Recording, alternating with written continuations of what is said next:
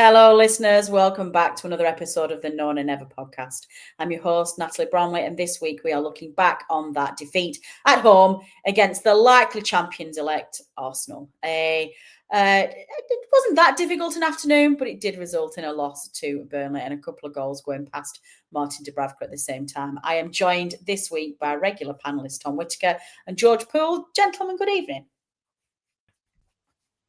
Good evening, Natalie. Hope you're well. Hope all the listeners are too. We're all good. Well, let's start with Eeny, Manny, Tom. Tom, a tough afternoon for the Clarets, I think, at Turf Moor. Yeah, I mean, if you're like a neutral looking at this game beforehand, and you said what's likely to happen in this game based on how our respective seasons have gone so far, you say what will probably happen is Arsenal will come out firing, they'll score off a set piece, they might get another one just to make it safe, and then they'll just see out the game quite comfortably. And that's what I expected, if I'm honest. Especially the way we set up. I know there's a lot of kind of 5 at the back, 4 at the back controversy. I could understand why you set up like that after it worked so well against Liverpool, but Arsenal, as you mentioned at the start, they're champions-elect. I think they just look on a different level to everyone else at the minute. They kind of reminded me of what we were like last season. It's not like flashy, it's not spectacular, but once they get in front, you just don't think they're going to concede. And you know, we went close at the end, but I think they kind of let us back into the game in that second half. And it's one of them, innit? This is one of those games where you turning up expecting to get beat. Anything's a bonus, but let's just park it and move on and get on with some games that we might actually win.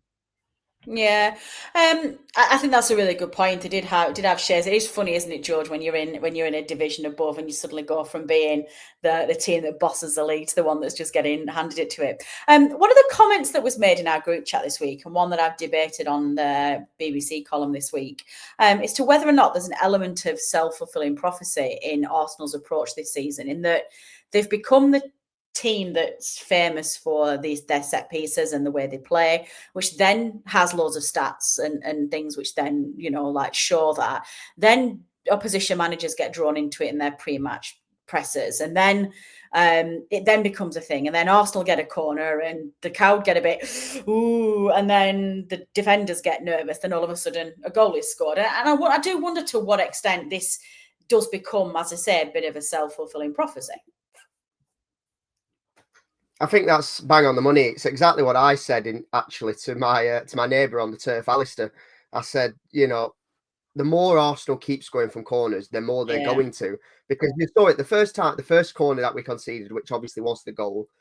As soon as the corner was conceded, there was a sort of energy in the crowd because the crowd knew. All of a sudden, the Burnley players obviously are thinking, "Oh heck, we're in for it here." Meanwhile, on the complete opposite of that side, Arsenal are thinking, right, we've got our tails up here. We score from half our set pieces. Let's go and get at them. And you see it across all sports. You know, I work in cycling, and if there's a period where like one rider is dominant, as soon as he attacks, the other riders think, oh, he's gone. And they don't even try to chase him. And therefore, he does win because it's a self-fulfilling prophecy. Yeah.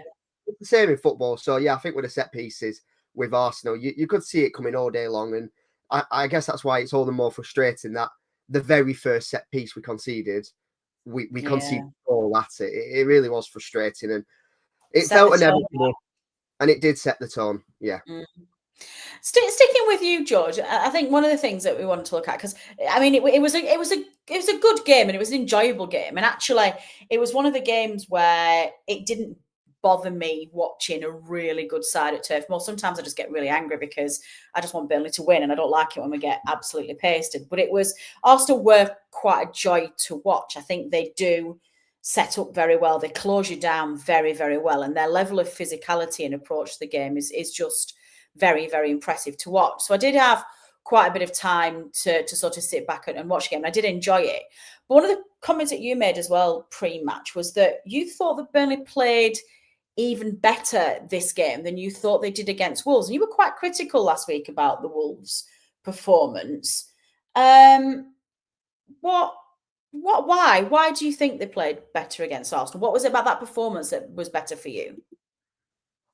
I think we played to our expectations more in that game than we did against Wolves. You know, I understand that against Wolves we scored a last minute winner. It was great. It was great fun. We were all laughing and it was fantastic. But at the end of the day, you know, we're here to analyse. And last week, by an analyst standard, really, our performance against Wolves was awful. You know, we were 2-0 up and we let an awful team back into it.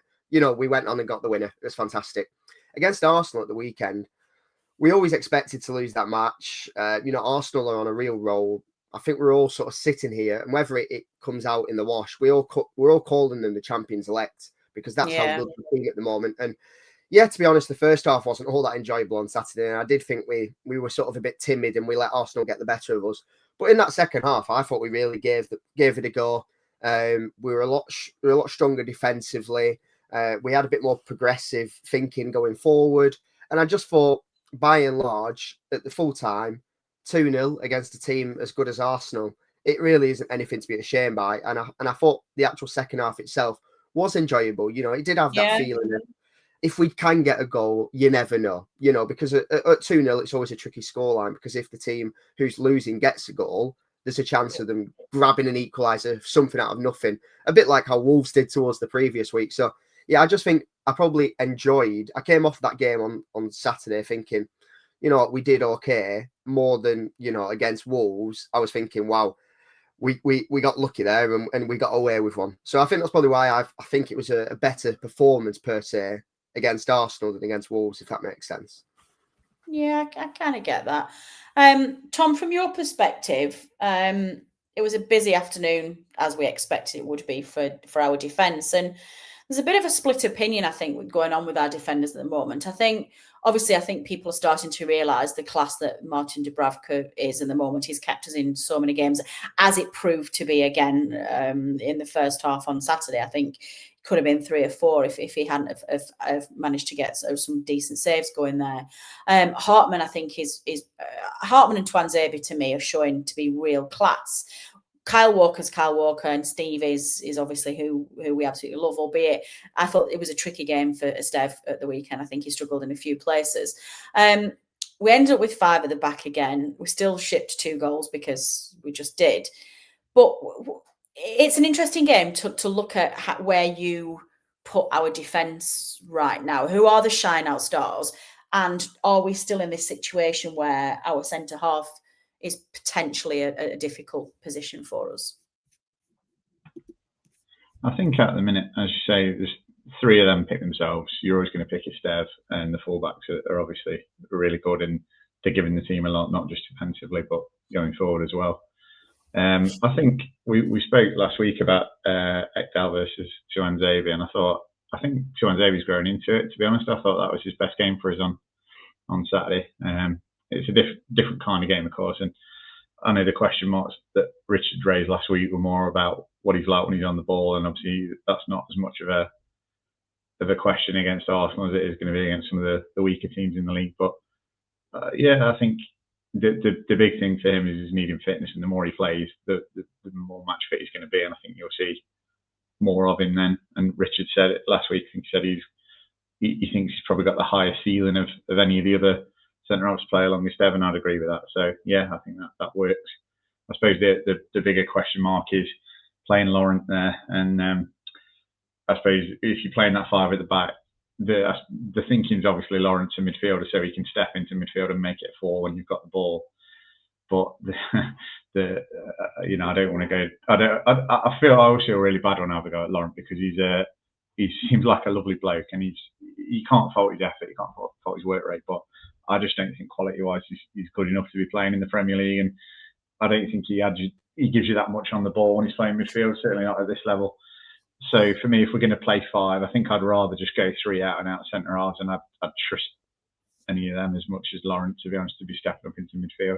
But I can see why he's doing that, and to be fair, in terms of defensively at playing centre-half, he doesn't let us down, Laurent, either, I don't think. Yeah, I think it's difficult, isn't it? I mean, Parker's man management capabilities are very well known, and he's clearly got the dressing room, and he's got an incredible work ethic and togetherness with this squad, something that that Kompany definitely didn't seem to have, certainly in the Premier League campaign. And he does tend to do this when somebody comes on and does do a good job, and particularly somebody who's playing out of position and having to really take one for the team. He does tend to stick with them, doesn't he? And he does tend to give them more and more game time. And let's be frank, without being in that centre half position, Laurent's probably not going to get a game for the rest of the season, with the midfield being as strong as it is now, but barring injuries or suspensions. So I can see why he's doing it. But yeah, it's definitely kind of, I feel like Parker saw that it really worked against Liverpool and nearly got us like a really well-earned point. And because we got such universal praise from that game, he's kind of sticking with it. And I think it's all right to say, okay, well, that only worked in a very specific set of circumstances for a very short period of time, and it's time to move on now. And I think another sort of loyalty point as well, George, flicking this back to you. Do we think it's time that we gave Jadon Anthony a little break? Yeah, it's a tricky one, isn't it? Because very. I think he's been poor, to be honest, the last few weeks. But obviously started the season in sensational form and really stepped up and carried the team in many ways with his goals at the time when, you know, our strikers weren't scoring, and he was the man really getting us a goal. The issue was a lot of those goals came against teams where we ended up losing. So, you know, I'm not sure how much they benefited us, you know, in a losing effort. I don't know. It's tricky because Liam Chowner, I think, has obviously come on the pitch from the bench and impressed, and you almost don't want to spoil that by starting him, and maybe he's not as effective from the start. You know, he's still a young player. But I will say that on Saturday, I thought we were far better when Chowner and Brun came on. Not necessarily because of how they played, you know, on the ball and whatnot, but it was just the fact that Parker went, right, you two get on that pitch and get high up the pitch, sit on the last line of defence. And it just meant that Arsenal had to play probably 10 yards deeper than they had for the first hour.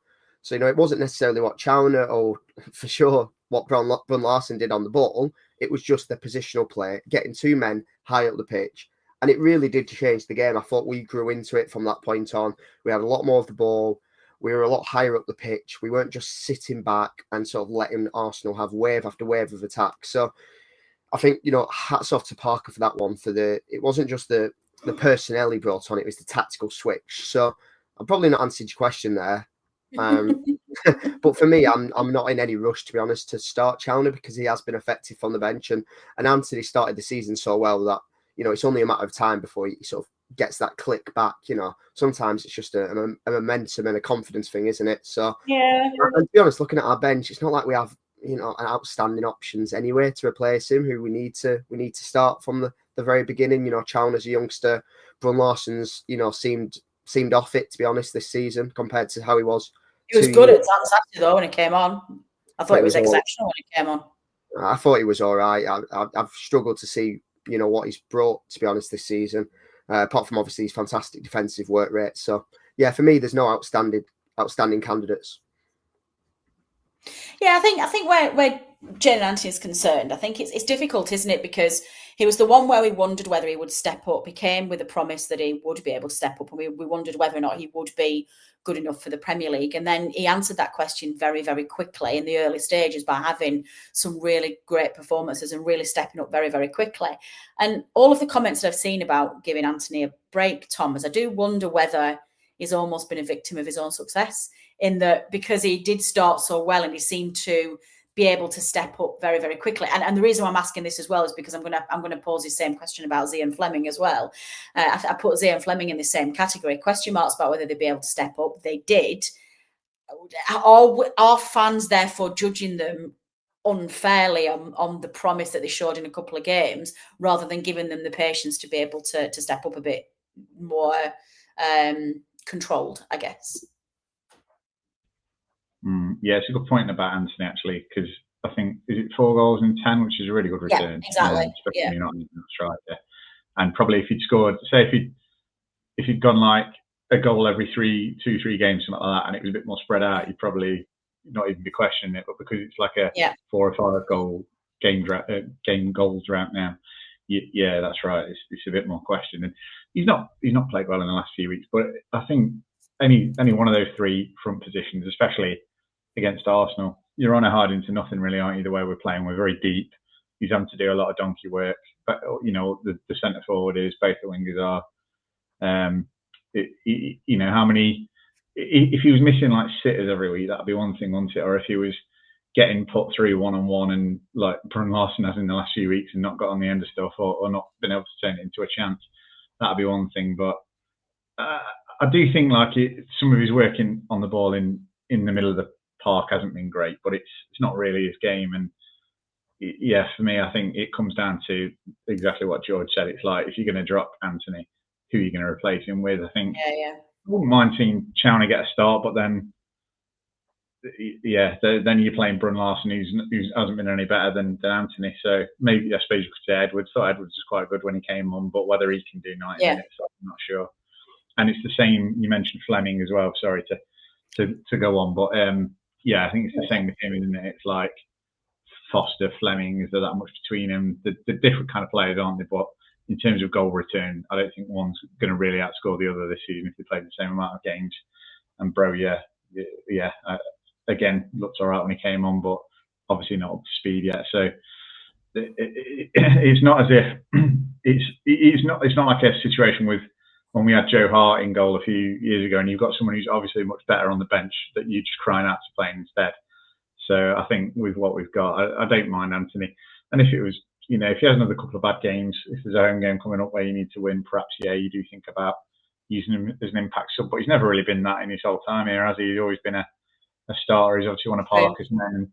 And I thought last season, the first half of the season, he was playing a bit like this. He was a bit hit and miss, but he really came into it in the second half, I thought. And that's probably another reason why Parker's thinking to stick with him. Yeah, I think that's fair. I do think that's fair.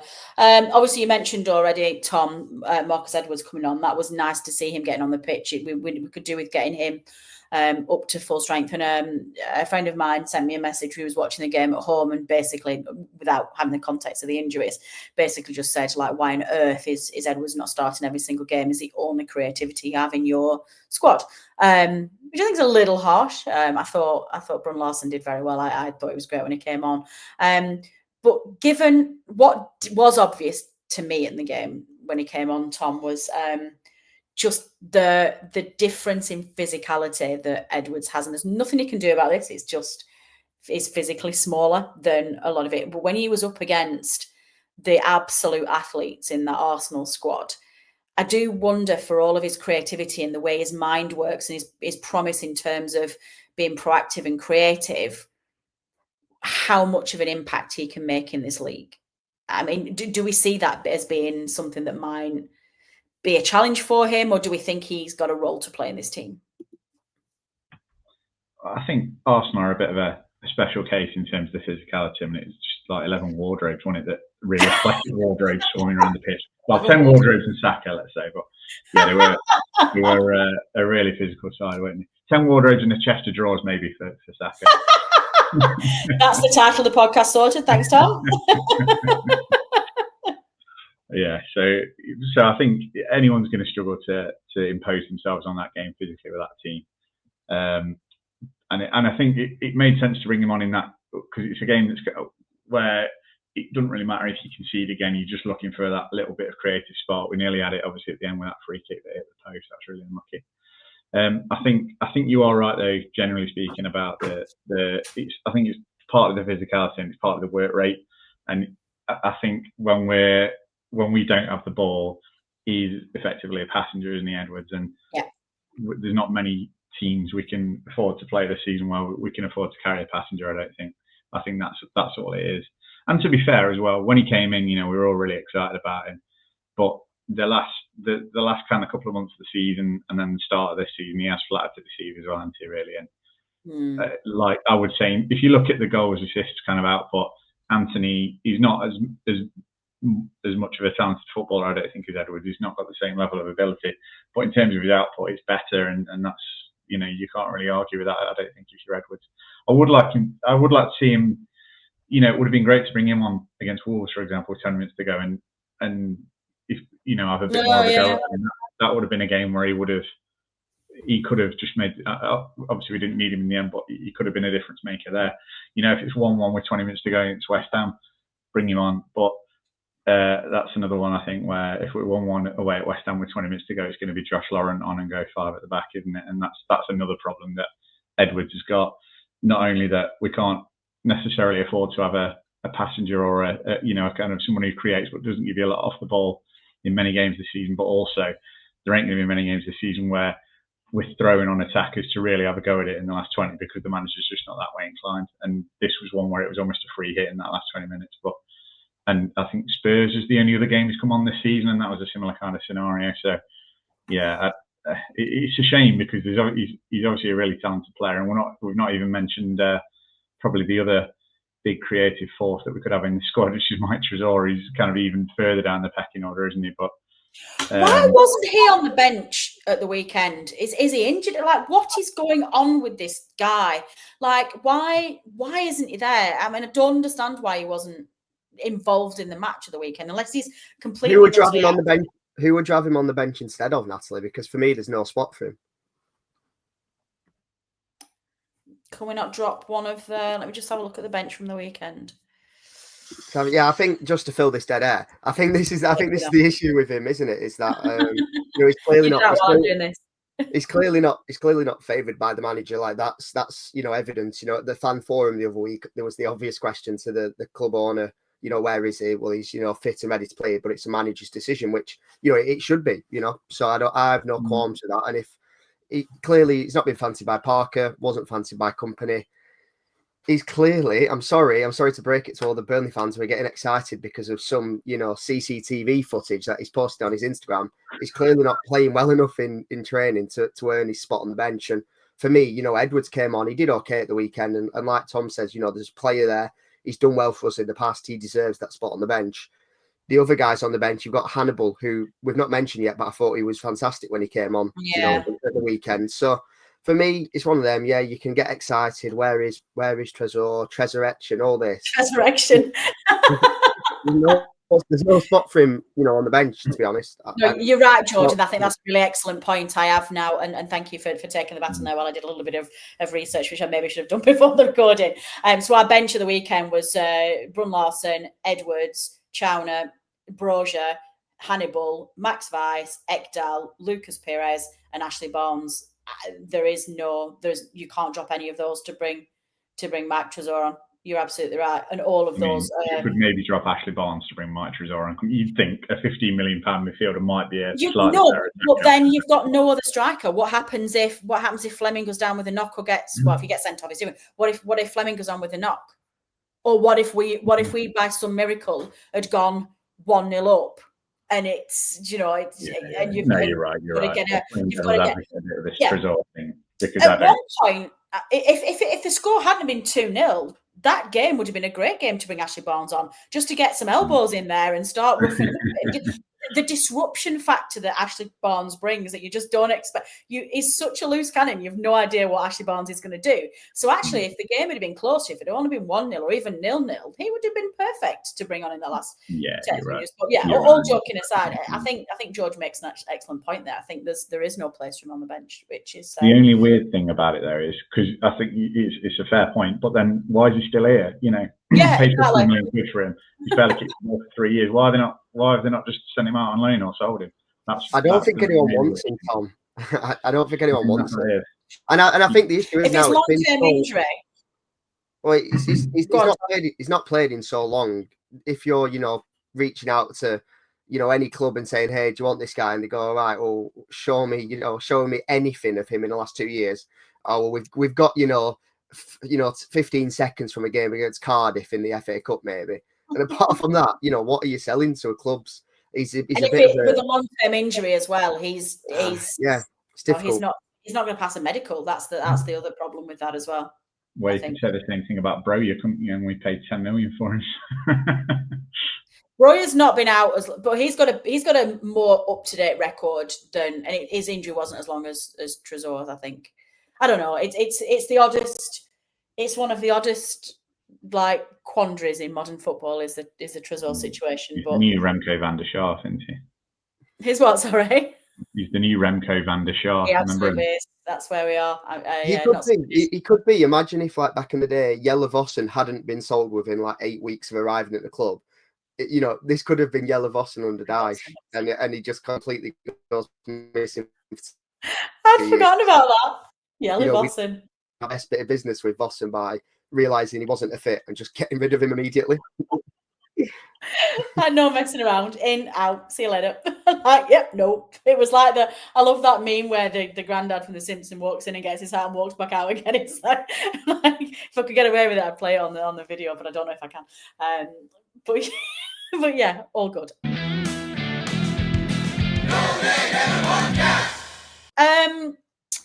Any other talking points? I'll come to both. Any other talking points from the game? There wasn't a game where anything really happened, to be honest. But any other talking points for you, Tom, before we have a quick look at West Ham?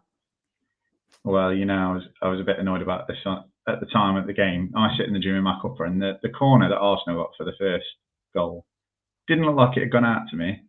I mean, I didn't see I haven't watched it back, I'll say, but I did see a screenshot on Twitter where it looks like it's still in.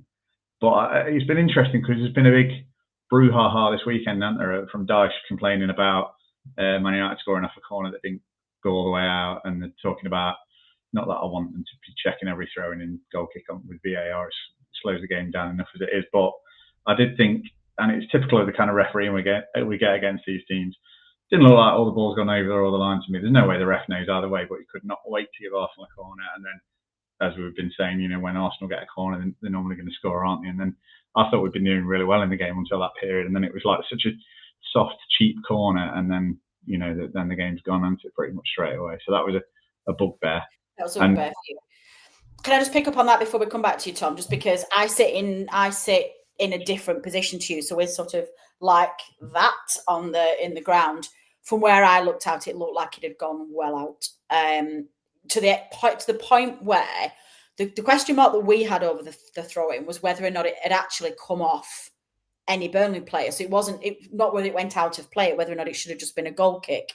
That was what we were up in arms about, because we didn't even question in the ground where I was sat whether or not it was out of play. It was whether it had come off somebody. And obviously we were then told that from people watching at home that it had taken a deflection off Walker, because I was questioning why Dubravka had gone down seemingly very, very late to try and rescue it when it had already gone out of play, because he goes down after it had already gone over the line.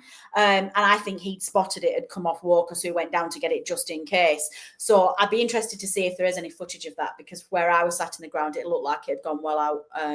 So we'll see. Sorry, carry on, Tom. Back to you. Sorry, I just got on my horse because I was ranting about the rescue in Arsenal and everything. It reminded me of that dive from Calafiori in the second half, where his leg is vaguely near him. Calafiori takes a really crap touch, rolls it out to the corner, and then just throws himself. But it's like 2 minutes after anyone's been stood near him. The linesman's right in front of him watching it, and he's like, free kick off. So bad. It's so annoying, isn't it? Because you think it's tough enough already. They've got £100 million midfielder scoring.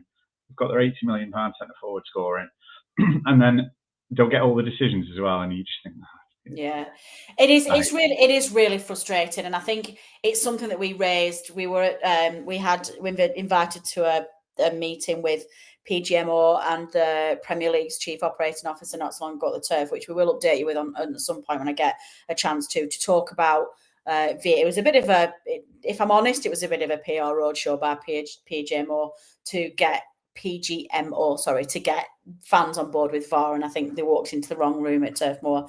I had Charlotte was next to me, and she was like, trying to tell me to keep my mouth shut with some things I was getting annoyed at.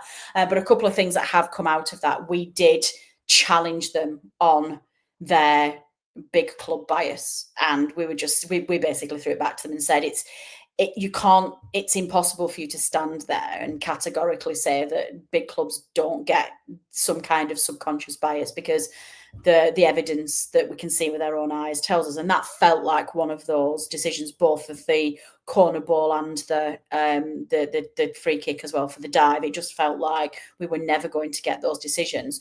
But one interesting point that did come out of that is that there are very advanced plans. I think this is going to come in next year, that VAR will be checking all corners and goal kicks, just to make sure that things like that don't happen again.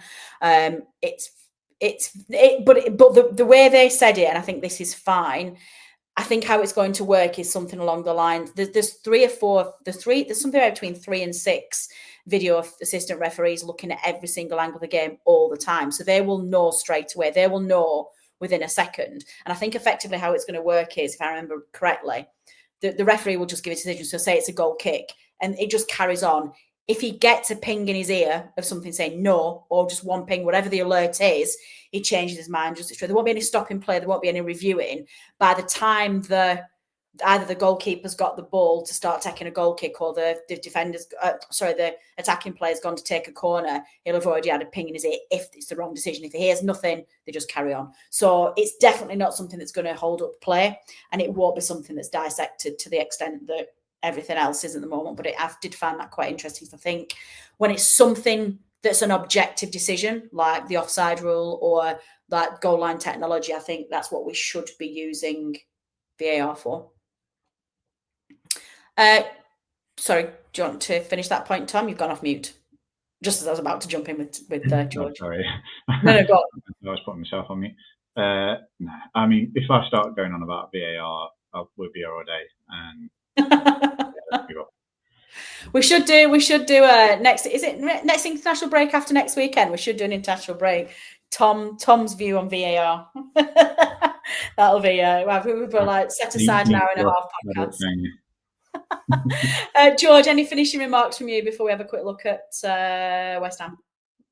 Yeah, well, first off, I think I'm probably in camp Tom there. I think that sounds absolutely awful, coming in to check goal kicks and stuff. And, you know, whilst they can say it's not going to affect the speed of play, all I'm picturing in my head is the referee on the field's given a goal kick, right? All 20 players have gone upfield for this goal kick, and all of a sudden, oh, sorry, no, my mate in Stockley Park's telling me it's a corner, so everyone back down the other end. It'll be quicker than that, George. It won't though, will it? Because, you know, the one the weekend, right? The one it knocked off Kyle Walker. That wasn't a really clear, you know, decision. Looking at the cameras back, it was a really faint touch. Now, it was a corner. It did come off Walker, but that was a really faint touch, and that would have taken a minute or so for you to decide, yeah, I'm confident that's a corner. So, no, for me, it's just further interrogation of the game by more stoppages. And, yeah, I'm not in favour. But, sorry, it wasn't the point I was going to make to you then, Natalie. Carry on. On the Arsenal game, there's probably 2 games I've come away from this season where I've gone, maybe 3 actually with City. There's 3 games I've come away from thinking we've just been completely outclassed and we're nowhere near, you know, even in the same league as being able to just go there and hope of getting a win. And it was, you know, Tottenham first game of the season. I thought we were completely outclassed that day. And most lately, the Arsenal game at the weekend. But my actual feelings coming off each of those games was completely different, because we've now seen how we can compete with the other teams in the league. You can see how we've got the mentality to, okay, we're struggling here, but we can get behind the team. The team can sort of have that confidence in themselves to shut up shop sometimes when needed and defend and keep, you know, an Arsenal team to just 2-0 at the weekend. You know, okay, they scored from that first corner. They must have had 5 other corners, you know, at the weekend, which we didn't concede from. So I just think my biggest positive after the game was against Tottenham. When we finished that Tottenham game, I was actually sick to be back in the Premier League. I was like, what a waste of time, because we are not even in the same ballpark as the players they've got on the pitch. You know, you had kudos, with the cross, and, you know, they were scoring goals for Tottenham, and it was just like night. It were men versus boys. Now, against Arsenal, we've come off the back of some brilliant results, and I think, yeah, okay, that team who's going to win the league, okay, we're going to struggle to land a punch on them, and we didn't really land a punch on them. Yeah. But next week, you know, as we're going to look ahead to in a minute, we got West Ham. We're sitting here on 10 points after 10 games, and we are competitive. So, yeah, I think that was my biggest takeaway, is that I'm not ready to give up on this league. Yeah, I think I would probably add Villa to that more so than anything else. I think that was the one that I was most frustrated at. I wasn't really that bothered about Spurs, but it was more. I think I felt that more when it was Villa away, because at the time they had supposedly had a slow start. They were struggling a little bit, and I felt that more than anything. But I think that's a really good point. So this weekend, we get rid of one of those. It's a bit of a cliche, but Burnley's season is not going to be defined by how they play against the champions at home or the champions elect at home. So let's get that cliche out of the way. And we do jump onto that point that George has just made, in that we are now facing a really key fixture at the weekend, annoyingly against a club that have struggled so far, but do seem to now be starting to get in their act together. But irrespective of a slight upturn in performances under Nuno, Tom, away at West Ham, given the shaky start and their slightly fragile approach to games and results at the moment, feels like a good time to play them. And again, feels like a game that we should be competing in, right? I think certainly a game we should be competing in. I think the fact that they've just got this win, a big win against Newcastle just before we play them, means it's perhaps not as good a time as it could have been a couple of weeks earlier, perhaps. And I think, like you say, Nuno's a good manager and they're going to improve under him at some point. But yeah, I mean, you look at the squad and it doesn't fill you with fear, does it, when you look at that team on paper? Paquetá's a good player, Bowen's obviously a really class player, but other than that, there's not many that I look at and think, oh, I'm worried about them. It's just, I don't know if I trust Parker to go there with an attitude to let's win this game. Do you know what I mean? Especially like with us being above them, the way we set up in that second half against Wolves. I mean, I'm saying this now. Point's probably not a bad point there, especially away from home, and it keeps. Might be a very good point. But for me, the way I'm looking at the season now is like all the teams around us we're playing well against, we're picking up points against. That's excellent. But we're just getting beaten every other game, aren't we? We're not just picking up the odd point here and there off anybody else. I suppose the one thing you'd say is a lot of the teams that we've played so far are in that kind of top bracket, as it were, if you kind of put it into thirds. And I was thinking with Leeds getting pasted at Brighton on Saturday, I was thinking we haven't really played a lot of them. I put Brighton as like a mid-table team, and I was thinking we haven't really played a lot of the mid-table teams yet. But then if you look at our fixtures in December, so we've got obviously West Ham are a bottom third team next, then it's Chelsea at home who are probably one of the top teams, you'd say. And then if I look at our fixtures after that, it's Brentford, Palace, Newcastle, Fulham, Bournemouth, Everton, Newcastle, Brighton. Now they're probably all sat in that kind of middle bracket, aren't they? Yeah. To a greater or a lesser degree. And that is going to be a really key run of games, especially at home now.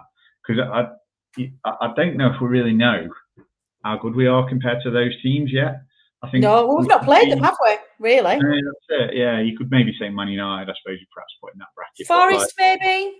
Forest. Yeah, well, Forest. If you look at where they are in the league, you'd have to put them in the bottom bracket at the minute, I suppose, wouldn't you? Second bottom. That feels like a false position to me, though. I said this at the time. I think Forest are a much better side than what the press were letting us believe and what their league position was suggesting. I think we did all right against them. Yeah, well, I don't think they'll finish second bottom, but I'd say we played Angers Forest, and I'd say Angers Forest were one of the worst three teams. Yeah, fair. That's fair. So, but yeah, I agree with you. Like in terms of what they've got in the squad, they're not a sort of bottom third team. But yeah, that's the big one for me. So I guess it's like we'll have to see, won't we, how we get on. But if we get a win there, brilliant, and it's doable. I think get a point there. It really does depend how we get on in December against some of these middle ranking clubs. If we're beating some of these at home, that's what's going to keep us up. I think if we're beating the likes of, I know Palace are probably a slightly better side than some of the other ones I mentioned there. But if we're beating Fulham, if we're beating, look, West Ham have just beat Newcastle at home. Newcastle's away record is shocking. There's no reason we couldn't get something off Newcastle at home. That's early December, right? It's like the first weekend in December, I think. It's not that far off, which is a good time to play. I think Newcastle away is the first week of December, and then Newcastle at home is the end of December. I don't know. Newcastle at home's New Year's Eve or New Year's Day, whenever it is around that time. Newcastle away is beginning of December. But yeah, to your point, if they're away, if they're away games, sure. Oh yeah, sorry, it is the other way around, isn't it? We've got to go. Yeah, no, but the home games like Palace at home, you'd like to think we could get some at Palace at home, Brighton at home. You'd think that they're a funny. I was thinking about Brighton because sometimes they look fantastic, don't they? And then sometimes they just look. Vincent Kompany got 2 points off Brighton. If Vincent Kompany can avoid defeat against Brighton, then no reason Parker shouldn't. Yeah, definitely. So I think, I think on Saturday I'll be disappointed if we don't win, but then I think our season's really going to be defined by what we do in December. It's going to be a massive month. Yeah, definitely. If we pick up like 3 wins in that month, we're going to be looking a lot better. Yeah. George, final thoughts from you then. Talk to us about what you think Parker's approach should be and what it will be. I think Tom's already teased this by saying we don't know if we necessarily believe he's going to go out there and be proactive and try and go for the win. It does feel a little bit like a prime contender for him, knitting it up for a 0-0. But what would you like to see his approach to be, and why has that been in the back five? So what I'd like to see the approach be is a back four. You know, we sat here and said this last week. I completely understand why against teams like Arsenal we do go with a back five. That being said, you know, we've praised quite fairly the performance against Arsenal. The first half was timid, and you know, you sat there at half time and you're thinking Arsenal have got one striker, Whittaker, who's, let's be fair, not been scoring prolifically this season, and we've. But he's good though. Jesus. I don't think he is, to be honest. I think he's an okay striker who really fits that system because he's the only one who's coming in and running in behind, you know. So he'll probably pick up 10 Premier League goals and they'll be really useful. I don't think he's anywhere near like a Haaland.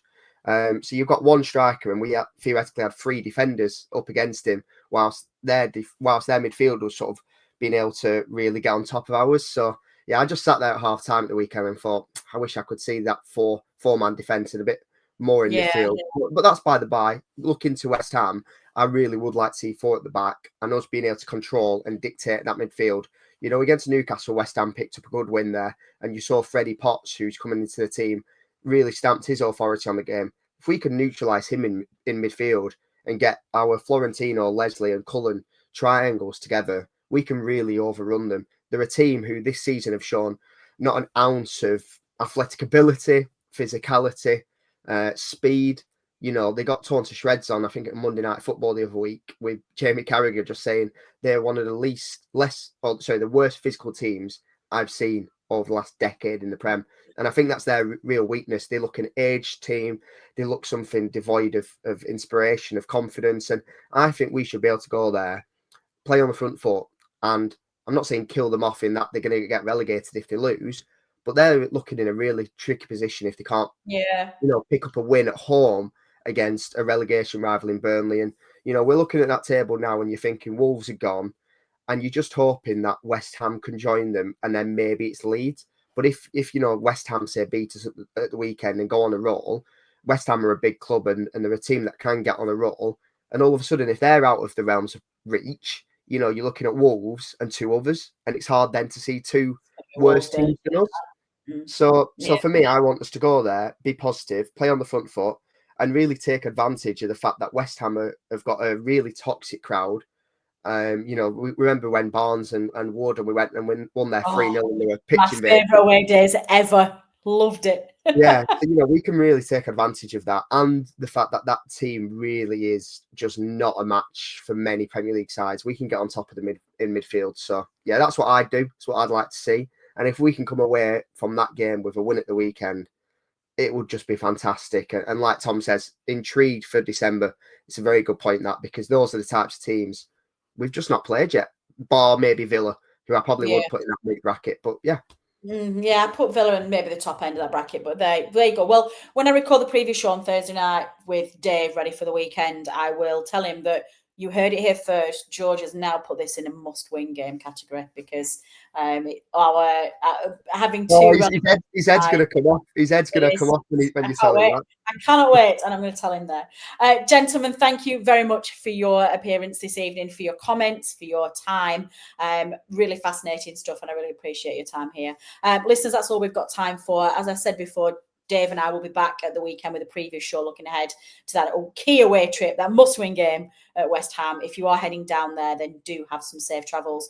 While you're here, please hit that subscribe button, turn on your notifications and leave us a comment in the chat box here to see what you thought of the show and what you would do away at West Ham. Keep an eye out on social media for alerts for the next show. I've been Natalie Bromley. This has been the Known and Never podcast. Until next time. The Known and Never podcast is brought to you in association with the talkSPORT Fan Network. Our host and editor is Natalie Bromley, and the show is produced by Matt Moss. Our resident statistician is Dave Roberts, and our FPL expert is Adam Dennett.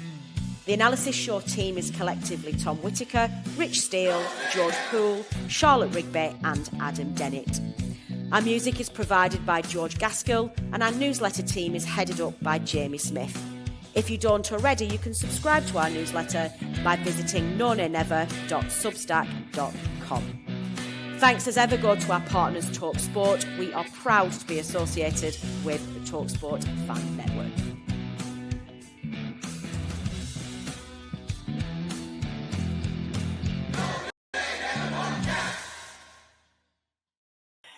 Thank you.